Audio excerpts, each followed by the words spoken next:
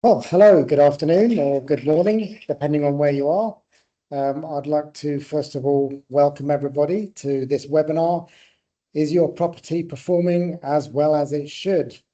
Hosted by Pearl Property Phuket, your trusted partner for investment management and lifestyle property services. We really appreciate everybody joining us today. We've had a great deal of interest in this topic, particularly around rental management and for owners and investors. So we're very happy to share some experiences and discuss as best we can. Before we launch into the program for the next 45 minutes or so, first of all, I'd just like to make sure logistically everybody can see the title slide. And if for any reason you can't, you should see a file name in front of you, something like webinar July 26. Just click on that and the slides should open for you. Okay, so let me go straight into it. And first of all, introduce the speakers for today and what we're going to cover in the next 3/4 of an hour. We've had various speakers on this webinar and the various sessions that we've been running. For today, we have David and myself, Russell. Just to introduce David, so David has more than 20 years experience in the Phuket property market. He's been advising on luxury villas, condominiums, investment and management services, and has extensive local knowledge. Within Pearl, he leads our owner relationship management, making sure that owners are up to speed with what they need and we're addressing their needs on a regular basis. So a great person to have on the call today. For myself, I also have something like 20 odd years in Phuket, rental management in different markets. My experience in terms of managing assets, and I'm responsible within the Pearl group for making sure all of our systems and processes deliver as they should operationally for our owners and our guests. Okay, so what are we going to cover today? Well, we've covered some introductions. Shortly, we're going to spend the first half of this webinar, and what we want to do is to kind of share why it is that properties, in our view and our experience, perform differently, and in particular talk about the way that we look at what we would call the 4 pillars and some key questions that you can be thinking about as an owner in terms of how your property is performing. We're running this webinar really because we have found a huge amount of interest and challenges, let's say, in terms of how properties generate the returns for owners, yet at the same time protecting their investment. And so through popular demand, really, we decided to run this series of webinars. Before we get into the content, the last thing I'd like to say is in the second half of this session, we are going to run a live question and answer session. And so what you need to do, if you do have a question, all you need to do is to leave your question in the chat. You can see the chat in the little bubble at the top with chat underneath it. Just click on that, write in the question that you've got, and we'll be very happy to do our best to answer the query that you have. Okay, so with that in mind, we're going to get into some of our thoughts on what makes a difference, and then we'll get into the Q&A a bit later on. Thank you very much. All right, so to start with, there's a lot of very, very nice properties, both villas and condominiums across Phuket, as many of you I'm sure will know. But why is it that some properties perform better than others in terms of an investment? So let's look at that and talk about the differences. So let's take a villa, a luxury villa, could be somewhere within Phuket. And let's say in one case, on the left-hand side here, it's performing, let's say, in a reasonable average way. So maybe the guest ratings are something like 4.5 out of 5. Maybe the occupancy is about 52%, which is not that great on an annual basis. And it's got rental income, but it's not as high as it could be. And also, crucially, something that we'll come back to, the owner themselves are not totally clear on why that performance is as it is. And let's take exactly the same villa and say, well, hold on, what about if it could perform and does perform at a higher guest rating, let's say 4.9 out of 5, 75% occupancy, higher rental income, and the owner has full clarity on exactly how that performance has come about and what they need to know and do. And actually, this is not an unusual situation. We see on a day-to-day basis very similar villas, and in some cases they're performing very well, and from a market point of view, in some cases not so well. So let's talk a little bit about what are the reasons for that. Well, there are a number of things, but all of the things we're mentioning here, we have seen or do see or work on a day-to-day basis. So to give you an idea, so first of all, let's talk about pricing. So pricing is obviously crucial in terms of revenue generation. But in one case on the left there, prices are maybe checked infrequently. By that, we mean maybe every month, every few weeks, beginning of low season, beginning of high season, that type of thing. Whereas on the right-hand side, prices are being checked and managed every single day, often within that day. It's a very dynamic kind of comparison of prices and how to set that price. We'll talk about this in more detail, but it's very often the case that pricing is set more frequently in higher performing villas. The listings themselves, so obviously your property when it's being rented out is going to be listed on different platforms. In one case, maybe the photos are okay, but not great.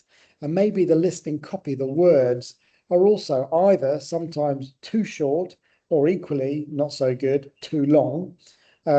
Whereas in the higher performing property, highly professional photographs set up very clearly and very compelling listings to attract people to that particular property.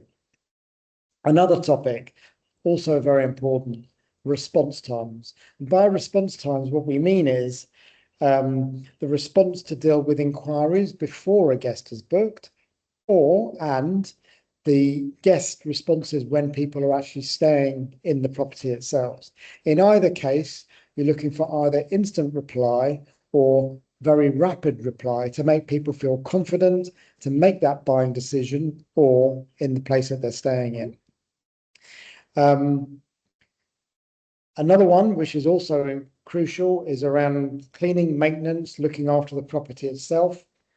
A number of properties often don't necessarily have the right regular cleaning and maintenance programs, or they're inconsistent. And what you're looking for to be one of the top performers is to have high quality consistently, and it needs to be very clear to guests and bookers exactly what they're going to get.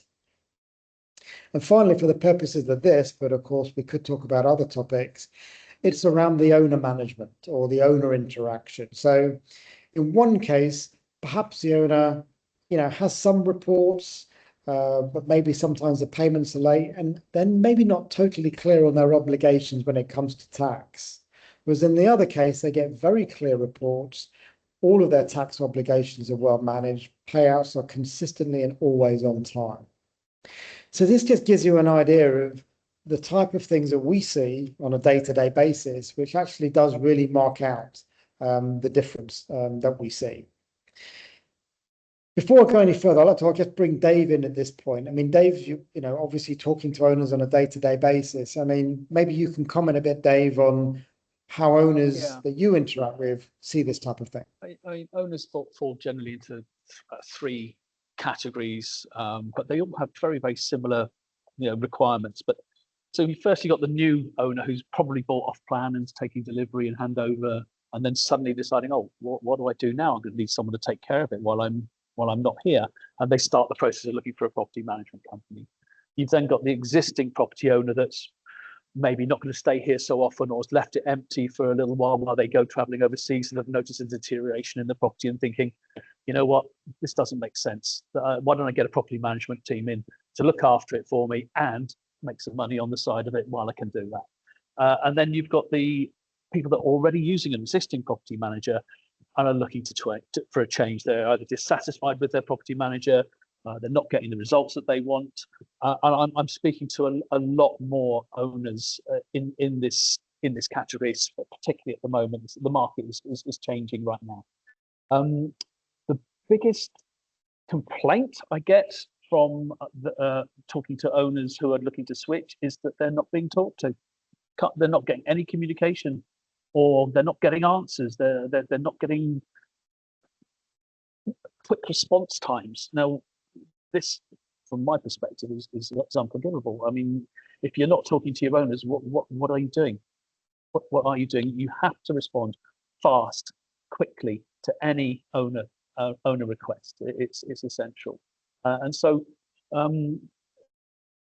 most owners, as they're looking for confidence in the property management company and trust. Yeah. Well, thank you, Dave. Yeah, I mean, these are very good comments, and certainly the experience that we see on a day-to-day basis. Okay, so let's move on. So what we wanted to talk about next is, what we would call the 4 pillars, but a way of structuring the things that top performing properties consistently have. Each property can be different and have maybe slightly different circumstances, but it's certainly true in our view that these are the things that mark out top performing properties, and top performing being, as we described it earlier, the best revenue, the best reviews, the best occupancy, and effectively the best management service, let's say, from an owner's point of view. Okay, so let's talk about these there's actually 4 of them, as I mentioned. So the first one, attracting guests. We can talk all day about looking after guests once they arrive, but the first thing is we've got to entice them and attract them to this beautiful property that we own. The key things here are having professional photography. It's a very visual thing. Whatever listings are utilized for that particular property, it's really, really important that the visuals stand out. And having professional photography, not only in terms of the quality of the photographs themselves, but the setup and the way that the lighting is, etc., makes a huge difference instantly to people's interest in the property to start with. So that's one big topic. The second one is around dynamic pricing. Now, we talked a little bit earlier on about the frequency of checking prices. What's really important, and something that we do on a day-to-day basis, is not only checking the pricing, but getting what we would call the balance between the actual daily price that people are being offered the property at versus the occupancy that we want to achieve. And we're continuously looking at how to do that. So, for example, you can drop the price and of course people will tend to book more often, and so your occupancy will go up, but your daily rate will go down. On the other hand, you can push your price up because it's a luxury property after all, and you want to get the best guests, but the occupancy will go down. So striking that balance and its difference between low season and high season is absolutely critical. And in today's market in Phuket, it's something that you can't always predict months ahead. You have to kind of stay on top of it and understand what's happening on a weekly, daily basis. So this is very, very important. The third one around attracting guests is obviously which platform you choose to list that property on. Now, OTAs, online travel agencies like Airbnb, Booking.com, etc., they're all very visible and very present in Phuket. And all of them have a value. It's all about what exposure and what target market you're aiming for that particular property. Different target groups of guests tend to use different properties, different OTAs, I should say. So, for example, the Chinese market is really focused on Trip.com or Ctrip. People who are more used to hotels and have kind of higher service requirements sometimes tend towards booking.com versus Airbnb and so on. So that positioning is very, very important, including whether or not you do direct bookings. So attracting guests, this is really the first of the four big pillars. Second one is around the conversion of bookings, as we would call it. So this is where, okay, so you've attracted guests to look at your property. How do you actually get them to make that booking? Three things to really get right on the way that you position your property.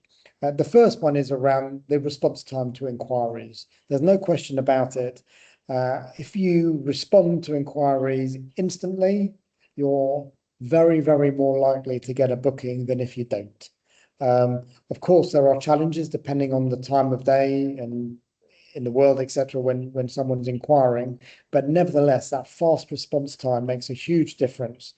It's a very competitive market in terms of what people are looking at. You need to be able to do that. Second one is around reviews. We'll talk a bit more about this shortly, but having good, high quality guest reviews is important. No property is absolutely perfect. You're not going to always get 5 out of 5 or 10 out of 10. But what you can do is make sure that you really are getting a very, very high average. And that really makes a difference to the way people book. And then finally, but definitely not the least important in this area, is around the competitiveness of the offer. And what we mean by that is not just about the price. It's about what's included. Are you including housekeeping? Are there extras included? Are there trips, airport transfers, or other factors that entice people, monthly versus weekly? All of these things people know about, but really specifically when it comes down to it, how does your property differentiate from the other properties down the road that might be reasonably close to yours, but can you make a better offer? So this is a very important topic too. Okay. Delighting guests. So, okay, at this point, we've made the booking. The guest has made the booking, I should say. Now it's about the guest experience. So having the right kind of communication with the guests is just as important as before they made the booking. Proactive maintenance. So this is about making sure the property really is ready and that there isn't going to be a problem when the guest is there. And when there is a problem when the guest is there, it's dealt with promptly.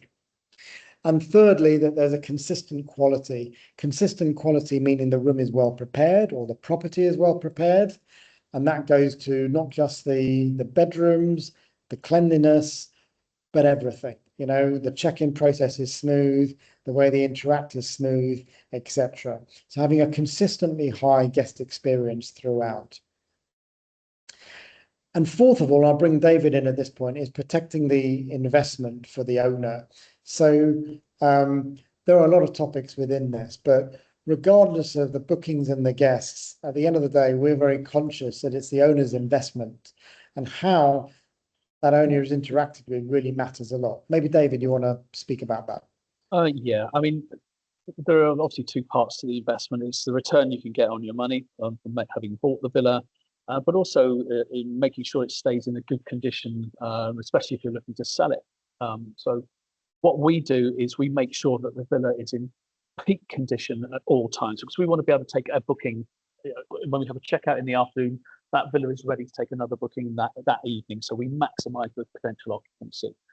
But also, it's about marketing the villa for sale as well. So if you're looking to get a return on your investment in terms of capital growth, the best people to actually look to buy your property are the people staying in it. It makes perfect sense for lead generation.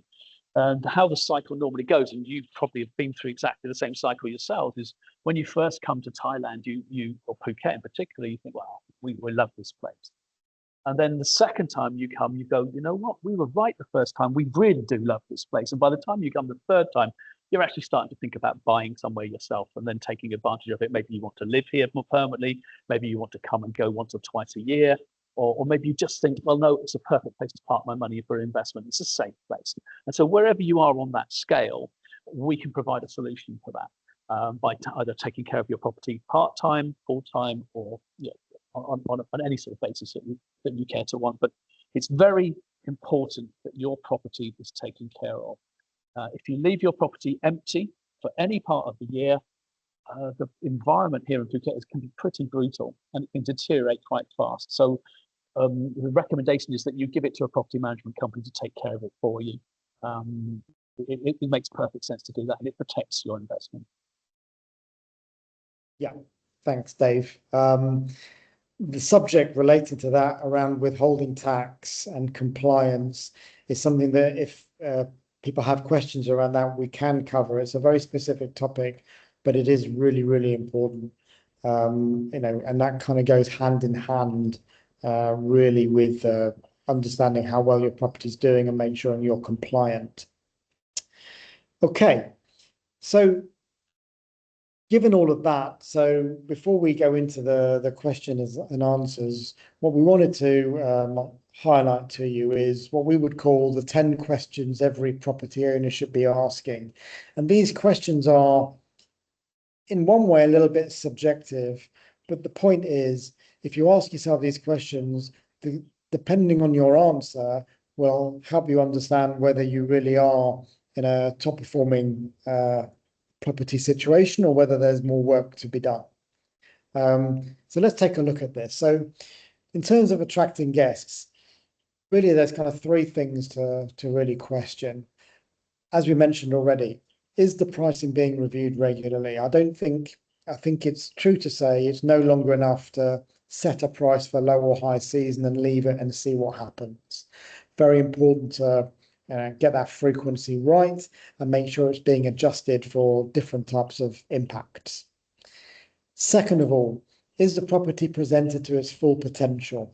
As we explained before, there's a lot of ways to do that, be it photography, the listing copy, the platform that you're on, but is it truly presented to its full potential? Do you feel that the way that your property is presented to the market could be done better? And third of all, are you on the right booking channels? I can see already there's one or two questions in the chat on that, so we'll come on to that. But it is really important to understand which channels you should be on and why. So that's about attracting guests. Converting bookings, two big questions.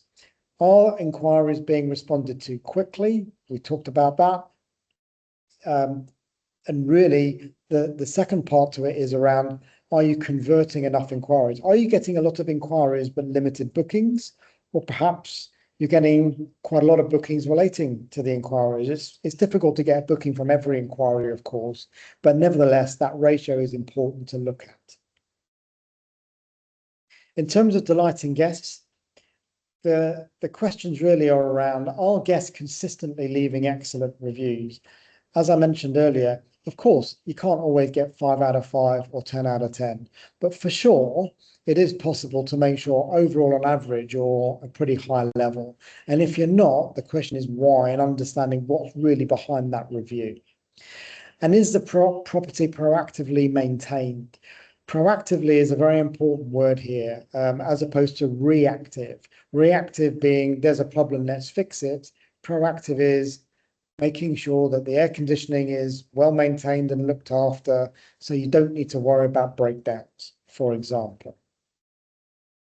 And finally, in terms of protecting your investment, as David was just talking about a moment ago, are you getting, if you're using a management company, that is, do you get clear reporting and visibility of performance on a very regular basis? Is your withholding tax compliant, and is all the administration being handled correctly? And is there a proactive plan to improve performance depending on what the situation is? No property is perfect, of course, but you do expect to know how things are going to improve and what needs to be fixed and what needs to be done. So these are just 10 quick questions to ask yourself to try to find if there's opportunities to improve. It is a competitive market in Phuket these days, but it's also still a very attractive market as well. So worth looking at this. Okay, so that's really all the slides that we wanted to present today.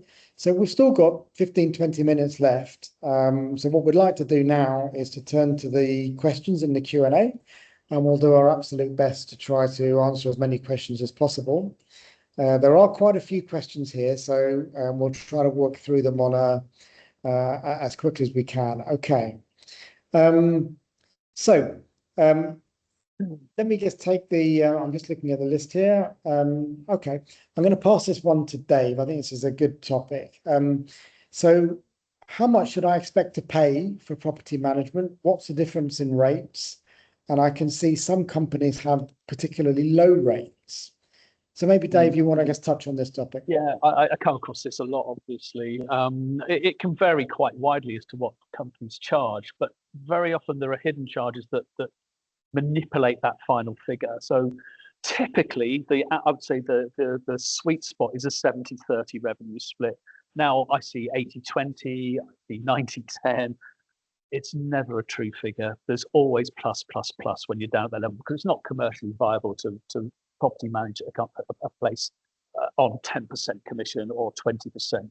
70-30 is a realistic average. I see also as high as 50-50. So the likes of, say, Wyndham will want to do it at 50-50, but you're getting the advantage of their brand and their marketing and everything else on top of that. So in theory, 50% on their branded products could be quite good. You have to do individual analysis. It's, as I say, it's very important to look at the contract as what's included, because very often there'll be additional charges for housekeeping, check-ins, check-outs, maintenance, and it all massages the final fee figure. But I can only speak for us in that respect, that we do 70-30, but in our 30% we include everything, housekeeping, everything. There's no hidden charges at all. So you know exactly what you'll be getting. Maybe, Dave, I can stick with you for a moment, because there's one which is sort of related to that, which is around guaranteed rental payments. What does that mean? Maybe you can touch on that. Yeah, I've got to say I'm not a big fan of this.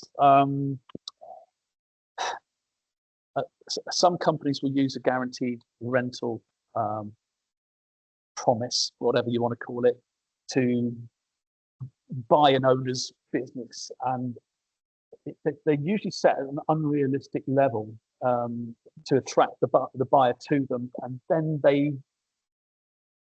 it turns out there's no guarantee, because if they miss the target, they'd end up not paying. And so how is it guaranteed?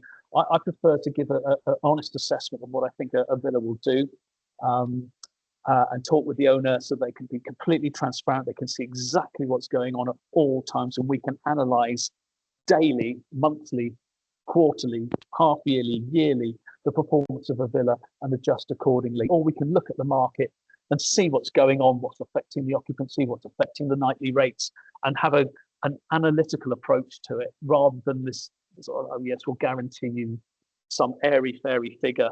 But what they will normally do is they'll say that a 12 monthly contract would attract a certain level of monthly rental. And they'll say, well, we'll guarantee you that. Well, in reality, that's not a realistic number. It's not a commercially viable number, really. And so it usually runs into trouble after the first year when they've missed the target. And if they're supposed to be paying the difference. Very often that's not what happens. That's all I can say about it. So I'm not a big fan of guarantees. We're open to discussing sort of like a price promise, if you like, to say, well, look, we would expect an ability to achieve this sort of level, but let's build in some risk management there, just in case the market goes sticky, so that we'll say, okay, look, we know we can achieve a certain level, but then we'll all benefit as it goes higher. But as a general rule of thumb, you should be looking at a return of around 6 to 8%, which is realistic.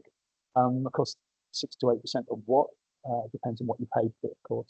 And so I think each villa has to be assessed individually and looked at in its own right. Okay. Thank you, Dave, for that. So hopefully that answered that question. All right, let me try to pick up on the next. There's a couple of questions here back to the bookings process. So which bookings platforms actually work best for properties in Phuket? So we touched on this earlier, but let's just expand on it a bit. So look, there are a multitude of ways to get your property booked. All of the big OTA platforms are present and take bookings in this market. Airbnb is very significant. You may well know that. Booking.com, Agoda, the Expedia Group, and Trip.com, to name a few. So all of those mainstream OTAs have value. They do attract slightly different audiences. So the likes of Airbnb, for example, obviously tend to reach out to people who are more familiar with villa and condominium type bookings. Booking.com and Expedia to some extent tend to be more people who are more familiar with hotels, and they have different target markets. The simple answer is, which one works best? Which one should you use? The answer is probably a selection. You don't really want to be relying on only one. If there was going to be only one, most people will probably tend to Airbnb, but people who are really managing well these days will be operating across a number of different platforms. So that's one thing. Second thing to say is not to rule out or forget direct bookings.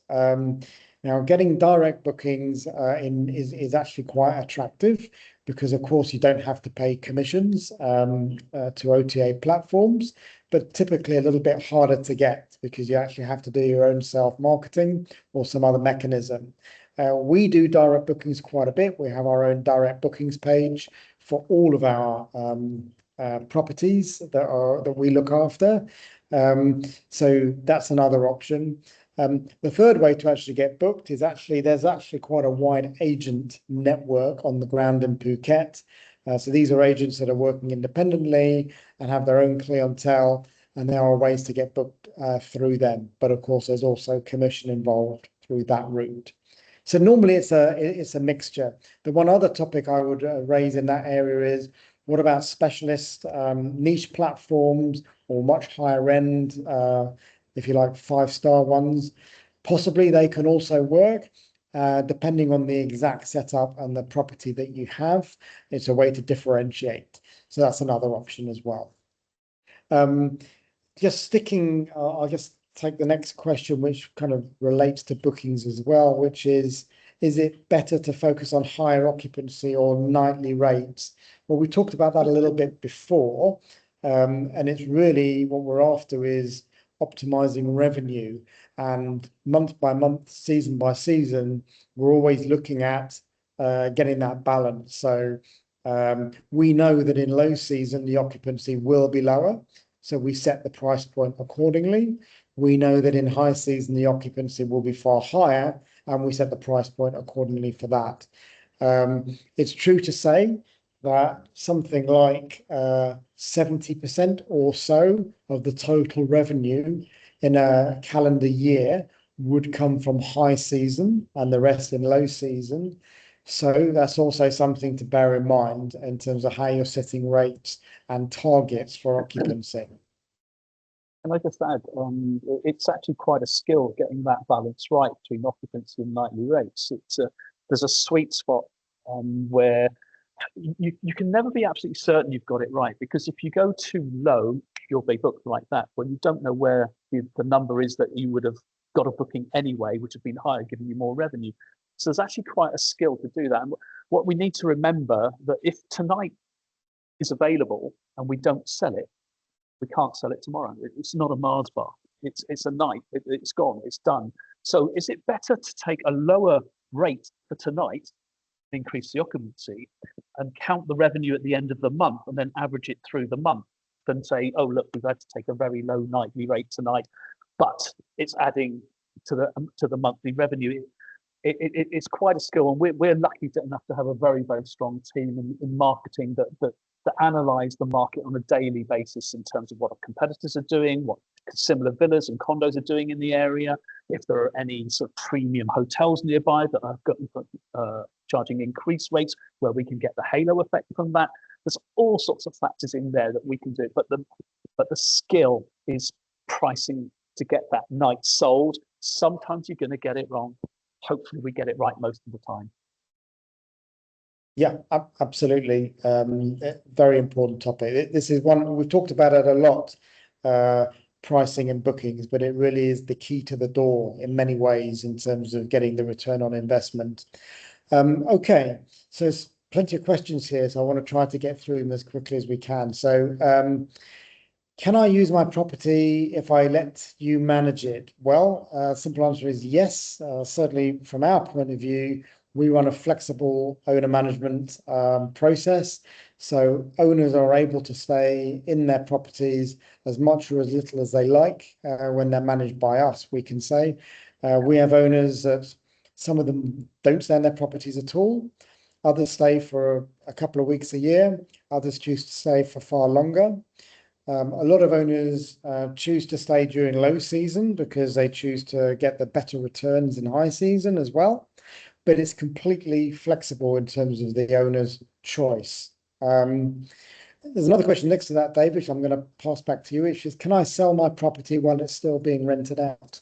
Oh, absolutely. In fact, that's how I recommend that you do sell it, because if you're throwing it out to a real estate company, which we are as well, they will generally have their favourite villas that they will sort of promote, and yours will get probably forgotten or not. You won't get so many viewings. Whereas if you're renting it out, you've got a steady stream of potential buyers staying in your villa who are potentially could buy your villa if they love Thailand and they come for the second or third time. It's very easy for me. I do a lot of the check-ins, and one of the questions I ask is, have you ever thought about owning one yourself? And the answer I get is very often yes. So even if they don't buy the villa they're staying in, they could be looking at a condo or another villa or another location. Or there's always, it's the best way to sell your villa is to rent it out. The people who will most likely buy it will be the ones staying in your villa. So the answer is yes, sell it. Okay, thank you. So, good question here, which is how long does it take to recover the purchase cost of a property? So, of course, this question really depends on the return you get versus the price. Right now, we would normally be talking about a 6 to 8% return, something like that. I don't know, Dave, if you want to pick up on that one. Yeah, 6 to 8% is a realistic return. Now, I mean, some villas will do a lot better than that.